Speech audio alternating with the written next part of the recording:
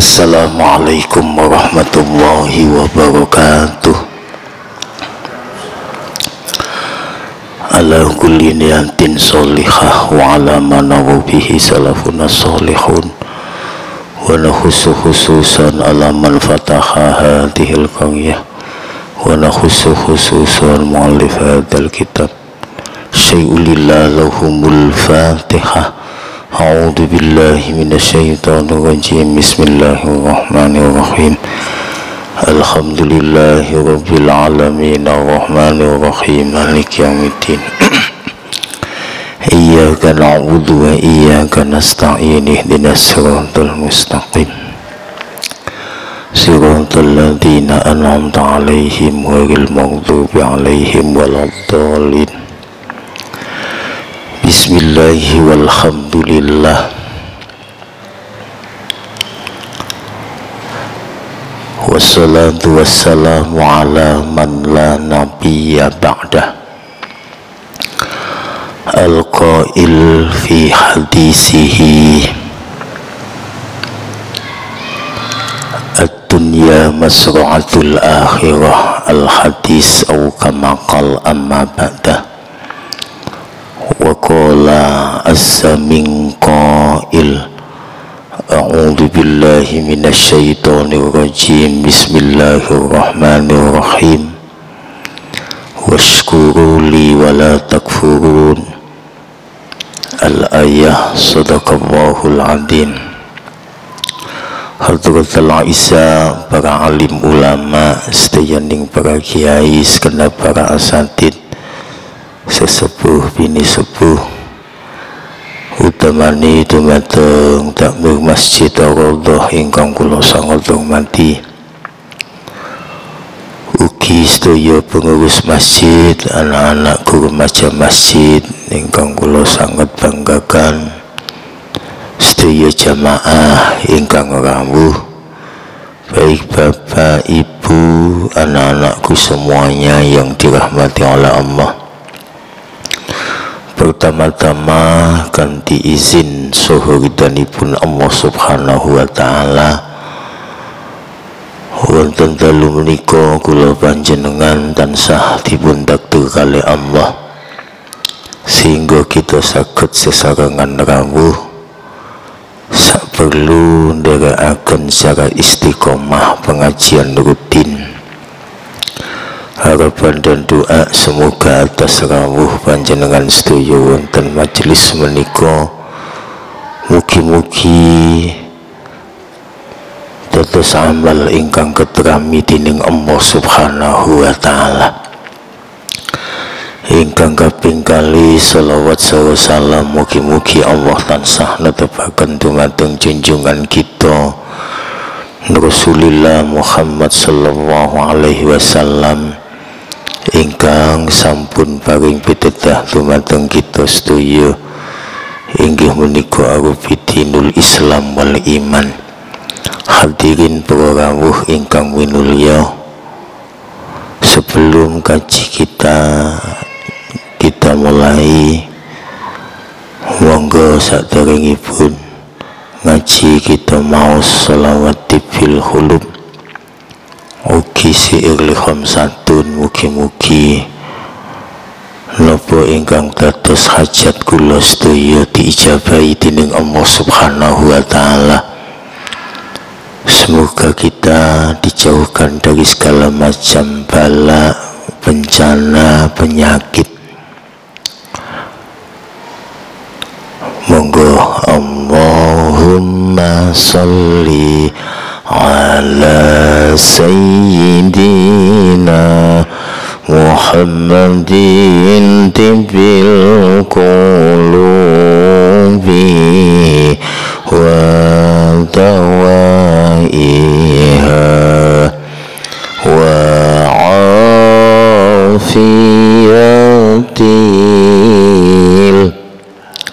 dani wa shifaiha wa nuril absari wa diyaiha wa ala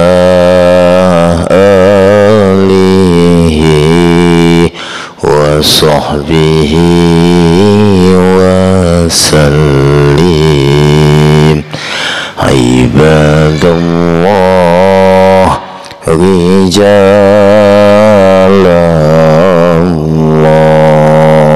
الله أهل السنة لأجل الله كلوا لا لله سنخضع بفضل الله لخمسة عطفي بها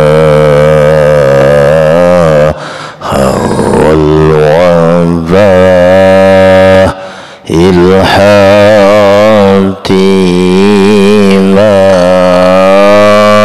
المصطفى والمرتضى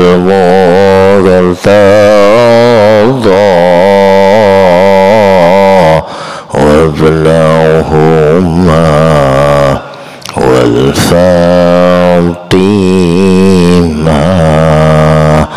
على الكفي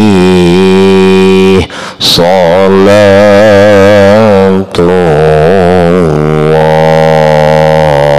الله على الشفيع سلام الله بمحيي الدين خلصنا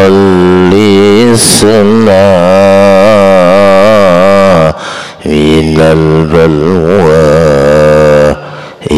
يا الله اللهم صل على Muhammad. Hadirin para rawuh ingkang minulya, tema kaji kita berkaitan tentang 7 indikator kebahagiaan dunia. Terkait dengan kebahagiaan dunia, munggu dawuh Ibnu Abbas, ada 7 indikator kebahagiaan dunia menurut beliau. Siji diantarane qalbun syakirun. Hendaklah kita memiliki hati yang pandai bersyukur kepada Allah Subhanahu wa ta'ala. Bersyukur dengan hati artinya kita menerima segala nikmat yang Allah berikan kepada kita dengan lapang dada, tidak dengan menggerutu, apalagi berburuk sangka kepada Allah Subhanahu wa ta'ala. Oleh karena itu, jika kita sudah memiliki hati yang pandai bersyukur kepada Allah, maka kita betul-betul diberikan anugerah oleh Allah Subhanahu wa ta'ala menuju bahagia dunia sekaligus bahagia di akhirat. Tentunya kita berharap kepada Allah, karena makna bersyukur tidak hanya dengan hati, tapi juga dengan lisan sekaligus dengan anggota tubuh. Bersyukur dengan hati artinya kita mempercayai, menyadari bahwa seluruh nikmat yang Allah berikan kepada kita itu semata-mata karena karunia Allah Subhanahu wa ta'ala yang wajib kita syukuri. Dengan cara apa kita berusaha untuk terus mentauhidkan Allah Subhanahu wa Ta'ala dengan cara beriman kepada Allah, menghiasi dengan akhlak-akhlak yang terpuji dalam kaitannya dengan hati. Satu di antaranya, kita harus ridho akan ketetapan Allah Subhanahu wa Ta'ala. Kita berusaha sabar, tawakal, ikhlas menghadapi segala apa yang sudah menjadi ketetapan Allah. Kalau hati ini sudah pandai bersyukur kepada Allah, tentunya syukur yang kedua bil lisan, dengan mudahnya kita senantiasa membaca kalimat-kalimat thayyibah. Kita berusaha agar lisan ini betul-betul senantiasa berkata jujur, jauhi sifat bohong. Jangan sampai menjadi lisan yang ahli mengadu domba, menyebarkan berita-berita yang tidak benar.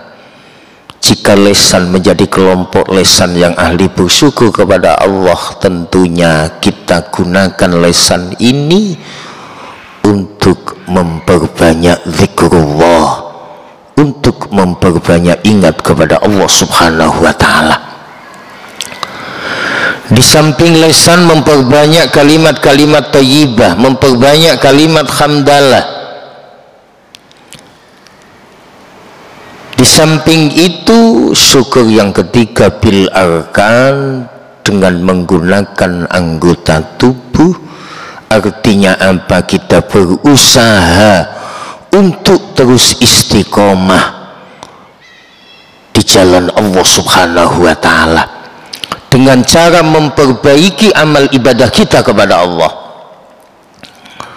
Itulah kenapa para ulama mengajarkan ketika kita bergumul, kita disuruh doa, Allahumma inni, ya Allah, jadikan lisan ini, Allahumma ja'alni lisanan dzakiran. Ya Allah, jadikan lisan ini menjadi lisan yang ahli mengingatmu, ya Allah. Jadikan diri kami menjadi orang-orang yang pandai bersyukur kepadamu, ya Allah. Allahumma inni ala dzikrika wa syukrika wa husni ibadatik. Setelah kita berusaha menjadikan lisan menjadi ahli zikir kepada Allah, menjadi orang-orang yang pandai bersyukur kepada Allah, insya Allah kita berusaha memperbaiki amal ibadah kita.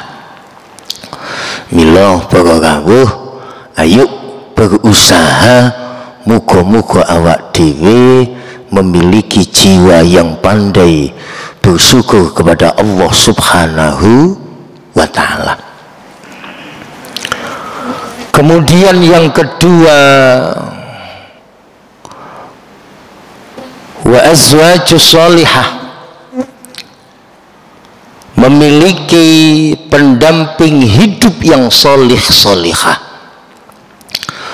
Tentunya setiap rumah tangga kita mengidamkan suami yang soleh atau istri yang solihah. Lalu apa tipe suami yang solih? Satu di antaranya, dia senantiasa taat kepada Allah, taat kepada Rasulullah Sallallahu Alaihi Wasallam. Dia sadar akan kewajibannya sebagai suami, sehingga ia betul-betul bertanggung jawab. Bagaimana anak istri kita tidak hanya sekedar bahagia di dunia, tapi betul-betul bahagia di akhirat. Bagaimana kita mampu menciptakan surga dalam rumah tangga? Tentunya ini tugas suami yang soleh. Kalau suaminya soleh, insya Allah berhasil mendidik istrinya menjadi istri yang solihah, sehingga anak cucunya betul-betul menjadi muslim yang solih solihah. Tentunya tanggung jawab kita sebagai suami agar bagaimana tanggung jawab itu kita bertanggung jawabkan di hadapan Allah Subhanahu wa ta'ala. Tentunya suami harus menjadi imam dalam rumah tangga. Wong wedok niku saged dadi solihah menawi sing lanang berusaha dadi wong lanang sing soleh. Solehkan diri kita, insya Allah kita bisa mendidik istri anak-anak kita. Karena tanggung jawab suami begitu berat di mata Allah Subhanahu wa ta'ala. Kalau kita sudah punya pendamping yang soleh, istri yang solihah, tentunya itu merupakan ukuran kebahagiaan kita di dunia. Lebih-lebih nanti kita bawa kebahagiaan itu di akhirat. Milo para rawuh, ayo berusaha yo opo awak dhewe iki dadi wong lanang sing tanggung jawab. Tanggung jawab dunyane termasuk ngwehi nafkah baik dohir maupun batin. Sandang pangan papan niki kewajibane wong lanang. Kemudian nafkah batin tidak hanya mensutubi istri kita, tapi kita berusaha untuk muasarah bil ma'ruf, harus betul-betul mempergauli istri kita dengan sebaik-baiknya. Karena Rasulullah sallallahu alaihi wasallam bersabda, ma akraman nisaa illa karim wa ma ahanahunna illa laim. Hanya suami yang mulia yang mau memuliakan derajat wanita. Wa ma ahanahunna illa laim, hanya istri yang suami yang hina yang mau menghinakan derajat wanita. Mila nek kula panjenengan kepingin dadi wong lanang diarani jempol, ayo sing apik nang wong wedok. Tapi tek prilakune elek, tidak mengedepankan akhlak, kula wastani mboten jempol, tapi dadi wong lanang sing jentik. Ayo bagaimanapun mari kita berusaha, kita harus betul-betul jangan sampai melalaikan kewajiban kita sebagai suami memberikan nafkah dohir batin. Kewajiban selanjutnya mendidik istri, karena kewajiban mendidik itu suami. Kalau kita tidak sempat mendidik, mungkin barangkali ketika ada majelis taklim, ibu-ibu muslimah, kajian-kajian rohani, setidak-tidaknya harus berlapang dada sebagai suami untuk memberikan izin agar istrinya betul-betul bisa tafaqquh fiddin, setidak-tidaknya tahu akan ajaran agama, sehingga buahnya nanti dia berusaha menjadi istri yang solihah. Para jamaah sedaya ingkang rawuh yang dirahmati oleh Allah, mempunyai pasangan hidup yang solih solihah tentu idaman kita bersama. Kemudian yang ketiga, indikator kebahagiaan dunia, auladul abrar, mempunyai anak-anak yang baik, mempunyai dzurriyyah yang salih-salihah adalah tanggung jawab kita bersama untuk mendidik anak-anak kita. Ojo sampai awak dewi mati ninggal anak putu sing gak kenal Allah. Kok ono wong lanang sudah tidak tahu menahu akan pendidikan agama anak-anaknya, sudah tidak peduli terhadap sholat anaknya, maka berarti dia telah menyanyiakan amanat dari Allah Subhanahu wa ta'ala. Muga anak bojo niku amanat saking Gusti Allah. Mila para rawuh, doa yang senantiasa kita munajatkan kepada Allah setiap habis sholat, Rabbi habli minas solihin, Rabbi ja'alni muqimas sholah. Supados anak putu kula panjenengan kabeh dados dzurriyyatan thayyibah, satu-satunya yang harus kita lakukan hak anak mari kita tunaikan. Siji diantarane tek jenengno anak kanthi jeneng sing sae. Kenapa harus dengan nama yang baik? Li'annal ismi ad-du'a, karena dalam sebuah nama ada doa. Nalika Kanjeng Nabi lahir niki ada riwayat sing maringi asma niku kakeke ingkang asma Abdul Muthalib. Kemudian beliau memberikan nama cucunya dengan nama Muhammad. Ngonten niku bala kerawai padha protes. Lho, lapo kok putumu dijenengno Muhammad? Padahal nenek moyangmu tidak ada yang bernama Muhammad. Apa jawab beliau? Putuku tak jenengno Muhammad, rajautu ayyuhmada fis samai wal ard. Faqad haqqaqallah du'aahu. Saya berharap cucuku nanti betul-betul jadi manusia yang mulia dan dimuliakan Allah Subhanahu wa ta'ala, dimuliakan penduduk langit dan penduduk bumi. Makanya doa beliau dikabulkan oleh Allah Subhanahu wa ta'ala.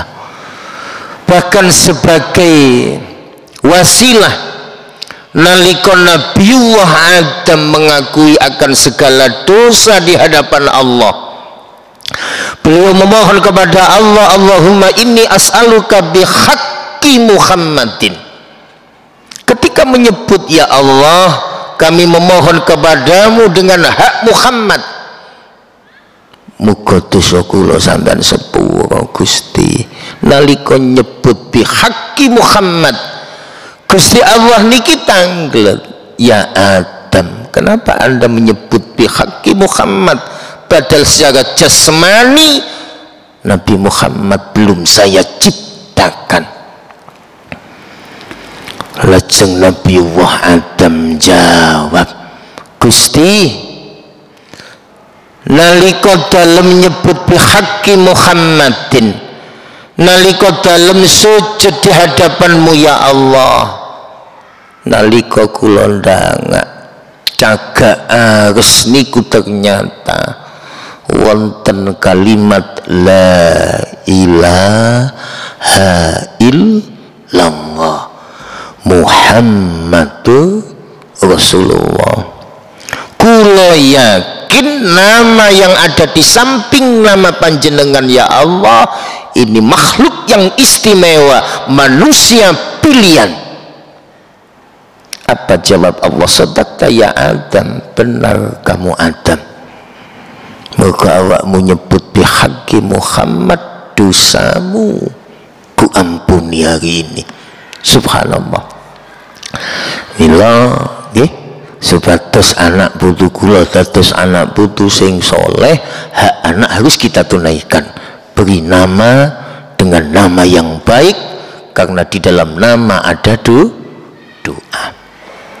Di samping nama yang baik, khitan pun sampai supi diakikoi, lajeng kalau anak itu masih kecil, rambutnya dicukur, lajeng ojo lali pendidikane anak niki penting. Jadi setelah menamai anak dengan nama yang baik, dikhitan, dikekai, lajeng pun sampai ngelalek no masalah pendidikan. Jadi tanggung jawab kula panjenengan kabeh dateng Allah nalika nggada yuga harus betul-betul kita didik agar anak itu kelak kenal Allah dan kenal Rasulullah sallallahu alaihi wasallam. Niki kewajiban kula panjenengan dateng anakku kula kabeh. Pendidikane pun ngantos disia-siakan. Sebelum kenal berbagai macam disiplin ilmu yang ada, dari berbagai macam disiplin ilmu, wong tua kudu bekali anak dengan 3 ilmu niki sing hukume wajib. Siji ilmu yusohihul ibad, ilmu dalam kaitannya tentang ibadah niki penting. Muka mulai PAUD ya sudah diajari bagaimana cara sholat, bagaimana cara salam, cara wudhu, doa-doa dalam keseharian. Itu kan butuh pembiasaan. Dikenalkan sifat-sifat Allah, asmaul husna, sifat-sifat wajib bagi Allah, sifat-sifat mustahil bagi Allah, dan seterusnya. Ilmu yusohihul ibadah. Dalam kaitannya dengan ibadah tentunya ada kajian fikih, mulai dari bab toharo, bersuci, tentang kaifiyatul wudu, carane wudu, lamun ora ana banyu, tayamum, bagaimana cara wudu dengan cara tayamum, diajari bagaimana macam-macamnya air, macam-macamnya najis, tentang sholat, kaifiyatus sholat, di situ diajarkan dalam ilmu fikih. Pun ngantos kula panjenengan duwe anak gak dikenal no ilmu fikih dalam tatanan ubudiyah. Ngerti niki barang najis niku nopo mawon, itu dibahas dalam ilmu fikih. Muga tek wis toharo paham, insyaallah salate dadi sah. Gak ngerti suci, gak ngerti carane wudu, angger salat nggih mboten sah. Muga wonten aturan. Bagaimana ketika niat dalam puasa, itu diajarkan dalam ilmu fikih. Pun ngantos tidak dibekali dengan ilmu yang ada kaitannya dengan ibadah. Wajibane wong tua. Lamun rumangsa gak mampu, titip nonang lembaga-lembaga pendidikan. Lembaga-lembaga pendidikan sing muatan pelajaran agamanya lebih banyak, monggo. Biar ada pembiasaan fikih dalam keseharian. Diusahakan itu, insya Allah wis ilmu yusohihul ibadah niki saged mila rentetan ubudiyah termasuk sholat, muga-muga sah diterima kali Gusti Allah.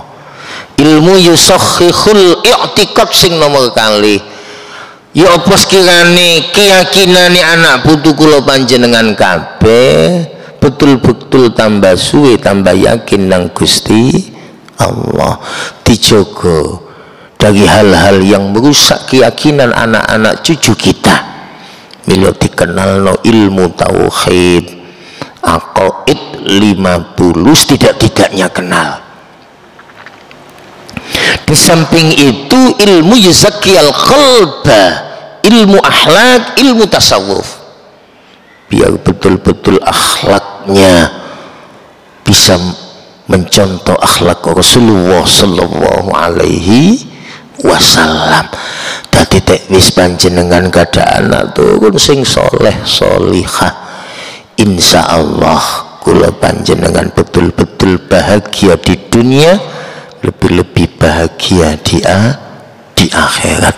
Muga sing kula ajeng-ajeng anak sing saleh niki besok saged ndongakno kula panjenengan sedaya idza matabnu adam in qata amaluhu illa min salasin.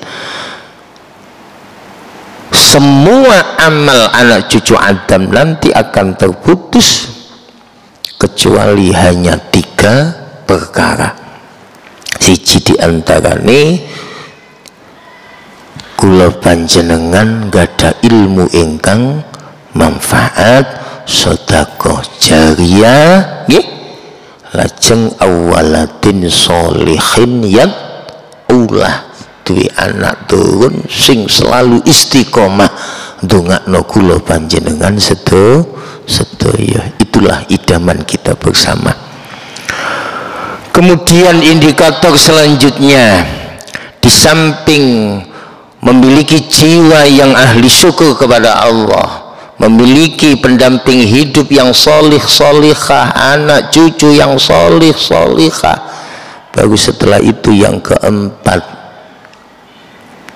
harus betul-betul hidup di lingkungan yang baik agar pertumbuhan iman anak-anak kita betul-betul baik. Karena kuat lemahnya iman seseorang tergantung pada sejauh mana lingkungan tersebut. Lingkungan yang mendukung, cepat atau lambat justru akan mengancam keimanan anak-anak kita. Tanggung jawab kita bersama agar lingkungan di daerah kita betul-betul syiar Islamnya tampak. Mari kita hidupkan gerakan sholat jamaah, muka wis jamaah istiqomah, insya Allah dengan sendirinya anak-anak cucu kita menjadi anak yang baik. Karena sholat jika dikerjakan sesuai dengan tuntunan Rasulullah, maka akan membuahkan tanha anil fakhsya'i wal munkar. Jika kita sudah sholat tapi kita tetap maksiat, maka perlu dipertanyakan. Mungkin barangkali sholat kita hanya sebatas gerakan fisik tanpa ada makna dan pelajaran. Bila ayo berusaha, yuk nopo sekiranya awak dewi lingkungan kula panjenengan kabeh harus betul-betul dados lingkungan yang senantiasa berada dalam ridho Allah Subhanahu wa ta'ala. Lajeng selanjutnya tafaqquh fiddin, ada semangat dalam mempelajari ilmu agama. Berarti yang udah semangat dalam belajar ilmu agama, tentunya dia akan cinta kepada agama. Wis cinta akan agama, maka segala perintah agama seberat apapun kita lakukan. Karena ada semangat tafaqquh fiddin. Ilah peseni Kanjeng Nabi datang Abu Hurairah, ya Abu Hurairah, ojo leren-leren oleh tole ilmu tur amalno. Maka awamu berusaha dadi wong sing ahlul ilmi hatta yatikal maut, hingga nyawa hingga kita dipanggil oleh Allah, kita dalam keadaan orang-orang yang semangat dalam tafaqquh fiddin, maka kemuliaan orang tersebut hajjatil malaikah, saking mulyani derajate wong sing ahli thalabul ilmi, ahli menghidupkan majelis taklim. Besok lamun panjenengan pecah netepi keadaan golongan wong sing ahli thalabul ilmi, ila malaikat padha ziarah dateng kuburan panjenengan kaya dene ziarah wong Islam yang sudah diberikan kemampuan oleh Allah untuk melaksanakan ibadah haji ke Baitullah. Niki saking gedene keutamaan tiang sing tafaqquh fiddin. Mila Kanjeng Nabi ngimutaken halaku ummati fi syai'aini, umatku nanti akan rusak karena dua hal. Siji hubbil mal, tarkul ilmi wa hubbil mal. Tek wis ninggal gak gelem thalabul ilmi, sing nomor loro cinta terhadap dunia. Jadi penyakit umat Islam, Kanjeng Nabi niki wis dawuh umatku besok iki rusak mergo dua hal.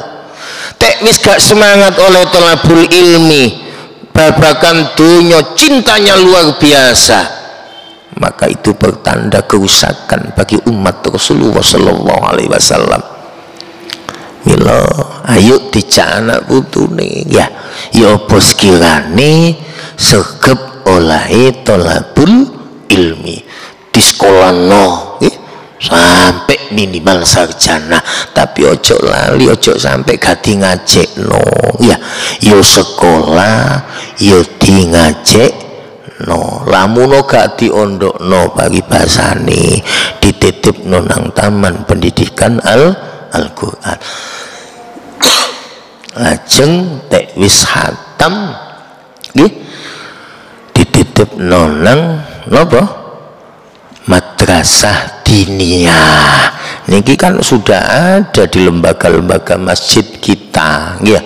Tek wis begini lulus dilebokno nang madrasah diniyah. Niki perlune supados anak putu kula semangat oleh belajar ilmu agama. Ila man istada ilman lam yastad huda lam yastad minallah illa buddha. Wong kaiso diarani tambah ilmune nggih, tapi gak tambah hidayah kok tambah adoh. Berarti ilmune gak tambah. Dadi diarani tambah ilmune, tambah hidayahe, tambah ide nang Gusti Allah. Niki termasuk nggih diantarane al ilmu imamul amal. Dadi ilmu niki pimpinane amal, sementara wal amal tabi'ahu, amal kula panjenengan kabeh ikut pada petunjuk ilmu. Mila tek wis kaitane tafaqquh fiddin kedah betul-betul milih guru sing sanad ke ilmunane sambung sampai datang Rasulullah sallallahu alaihi wasallam.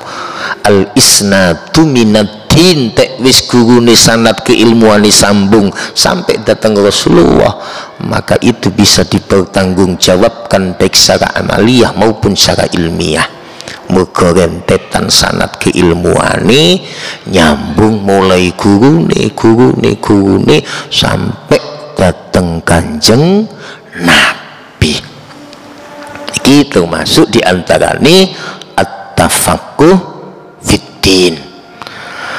Lajeng indikator malih napa kebahagiaan dunia, rizki sing halal niki termasuk kebahagiaan dunia. Muga tek wis sampean berusaha menafkahi anak cucu kita dari rizki yang halal, insya Allah itu bisa dipertanggungjawabkan di mata Allah. Tapi tek wis rizki gak halal nggih, dipangan anak bojo engko tek wis dadi daging, maka kullulah min nabata min haramin fannaru auladi. Setiap daging yang tumbuh dari harta yang haram, maka fannaru, neraka adalah tempatnya. Mila perintah golek rizki sing halal niki perintah Gusti Allah. Ya ayyuhan nas kulu mimma fil ardi halalan thayyiba wala tattabi'u khutuwatis syaiton innahu lakum aduwwum mubin. Nalika golek rezeki sing halal, pesene pangeran ojo sampai melok jejak langkah setan. Mergo proyeke setan niki siji diantarane ya apa sekirane menungso niki tukaran. Gak wawu, saling benci, gak eling nang Allah. Ya Allah, niki proyeke setan.